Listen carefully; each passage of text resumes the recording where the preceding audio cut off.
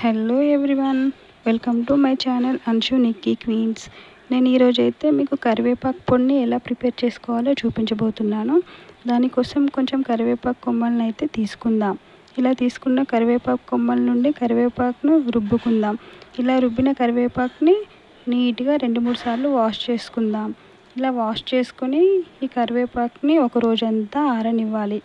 ఈ కరివేపాకు ఆరోగ్యానికి చాలా బాగా ఉపయోగపడుతుందండి. అండ్ మెయిన్గా హెయిర్ గ్రోత్కి చాలా బాగా యూజ్ అవుతుంది. ఇలా నీట్గా కడిగేసుకున్న కరివేపాకుని ఇలాంటి బౌల్లోకి తీసుకుంటే ఏమన్నా వాటర్ ఉన్నా అవి కూడా వడిసిపోతాయి. ఈ కరివేపాకుని ఇప్పుడు ఒక రోజంతా ఆరనిద్దాం.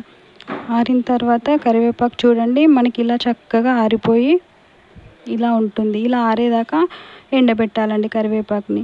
ఇప్పుడు ఒక 10 వెల్లుల్లి రెబ్బల్ని, ఒక 6 ఎండుమిర్చిని, ఒక 2 టేబుల్ స్పూన్స్ జీలకర్రని తీసుకొని పక్కన పెట్టుకుందాం.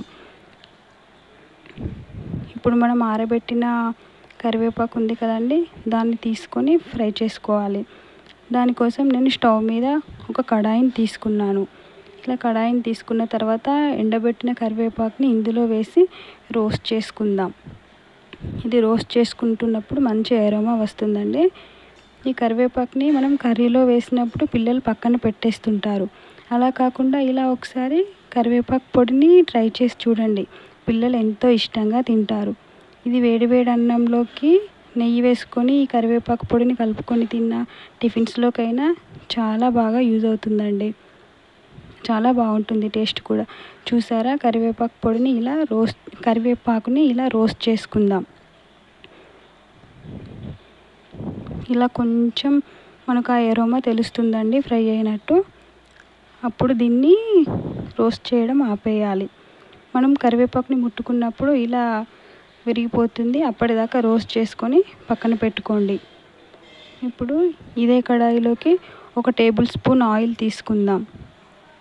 ఆయిల్ తీసుకొని మనం పక్కన పెట్టుకున్న 6 ఎండుమిర్చిల్ని ఫ్రై చేసుకుందాం. ఈ ఎండుమిర్చిని ఫ్రై చేసేటప్పుడు పిల్లలు దూరంగా ఉండేలా చూసుకోండి, ఎందుకంటే ఇది కొంచెం ఘాటు వాసన వస్తుంది కదండి.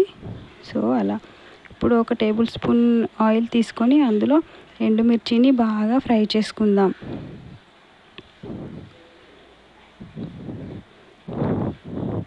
చూడండి, ఇలా గరిటెతో అటు ఇటు తిప్పుకుంటూ ఫ్రై చేసుకుందాం.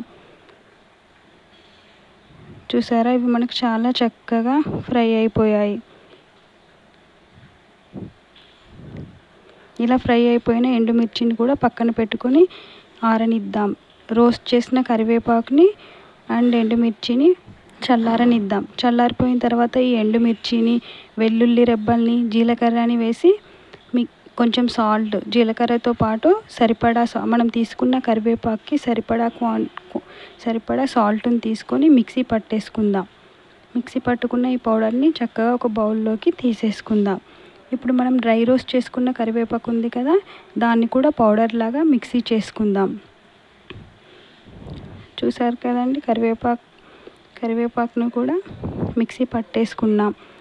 ఇప్పుడు ఈ పౌడర్లోకి మనం ముందుగా మిక్సీ పట్టి పెట్టుకున్న ఎండుమిర్చి పొడిని కూడా కలిపేసి మళ్ళీ ఒకసారి మిక్సీ పట్టేసుకుందాం. చూసారు కదండి, ఎంతో ఈజీగా మనకు కరివేపాకు పొడి అయితే రెడీ అయిపోయింది. దీంతో చాలా ప్రయోజనాలు ఉన్నాయండి. పిల్లలు డైరెక్ట్గా కరివేపాకు తినరు కదా, ఇలా ట్రై చేసి చూడండి. చూసారు కదా, ఎంతో సింపుల్గా రెడీ అయిపోయింది. మీకు ఈ వీడియో నచ్చింది కదండి. సో ప్లీజ్ నచ్చితే like, share, subscribe and thank you for watching this video. చూసారు కదా, వేడివేడి అన్నంలోకి కొంచెం నెయ్యి వేసుకొని తింటే చాలా బాగుంటుందండి.